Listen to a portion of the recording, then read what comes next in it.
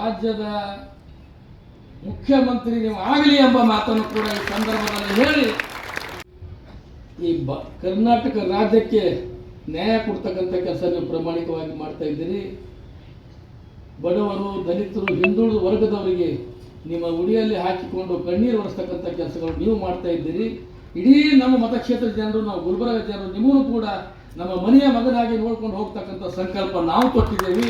ಮುಂದಿನ ದಿನಗಳಲ್ಲಿ ಈ ಭಾಗದಲ್ಲಿ ಅಭಿವೃದ್ಧಿ ಕೆಲಸಗಳನ್ನಾಗಿ ಈ ರಾಜ್ಯದ ಮುಖ್ಯಮಂತ್ರಿ ನೀವು ಆಗಲಿ ಎಂಬ ಮಾತನ್ನು ಕೂಡ ಈ ಸಂದರ್ಭದಲ್ಲಿ ಹೇಳಿ ನನಗೆ ಮಾತಾಡೋಕ್ಕೆ ಅವಕಾಶ ಮಾಡಿಕೊಟ್ರಿ ಸರ್.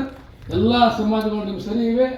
ನಿಮ್ಮ ದಿಟ್ಟತನಕ್ಕೆ, ನಿಮ್ಮ ನಿರ್ಧಾರಕ್ಕೆ ನಾವು ಬದ್ಧರಾಗಿದ್ದೇವೆ. ಸರ್ಕಾರಿ ನೌಕರರಿಗೆ ನಾವೆಲ್ಲ ಹಣದಿರಿದಂಗೆ ಇವೆಲ್ಲ ನಿಮ್ಗೊಂದು ಕಿವಿ ಮಾತು ಹೇಳ್ತೀನಿ, ನಿಮ್ಮ ಕೆಲಸಗಳು ನೀವು ಮಾಡ್ರಿ.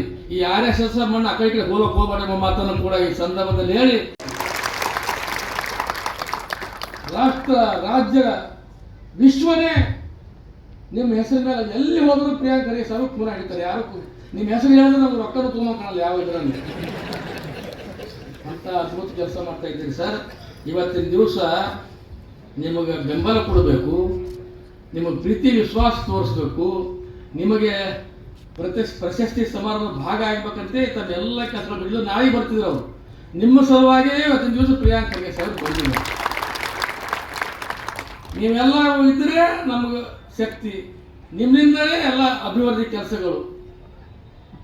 ಅದಕ್ಕಾಗಿ ನಂಬರ್ 1 ಗುಲ್ಬರ್ಗ ಮಾಡಬೇಕೆಂಬ ಸಂಕಲ್ಪ ತೊಟ್ಟಿದ್ದಾರೆ. ಅಧಿಕಾರಿಗಳು ಕೂಡ ಜಿಲ್ಲಾಧಿಕಾರಿ, ನಮ್ಮ CEO ಅವರು, ನಮ್ಮ ಪ್ರಾಮಾಣಿಕ ಅಧಿಕಾರಿ, ನಮ್ಮ SP ಅವರು ಮನೆ ಮನೆ ಬಂದಿದ್ದು ನೀವು ಜನ ಕೆಲಸ ಮಾಡೋದು, ಇದು ಕಾರ್ಪೊರೇಷನ್ ಕಮಿಷನರು, ಇವೆಲ್ಲ ಒಳ್ಳೆಯವ್ರು ಬಂದಿಲ್ವ. ಅವರು ನಿಗದಾಗಿ ಬಿದ್ದರೆ ನೀವು ರಿಟೈರ್ಡ್ ಆಗುತ್ತೆ, ನಿಮ್ಮ ಸಂಘಟನೆ ಇರ್ತಾರೆ. ಪ್ರಿಯಾಂಕ್ ಖರ್ಗೆ ಸರ್ ಎಲ್ಲಿ ಹೋದ್ರು ನಿಮ್ಗೆ ಹೆಲ್ಪ್ ಮಾಡ್ತಾರೆ ಅವರು. ಇಂಥ ಉತ್ತಮವಾದಂಥ ಕೆಲಸ ಮಾಡಿರಿ.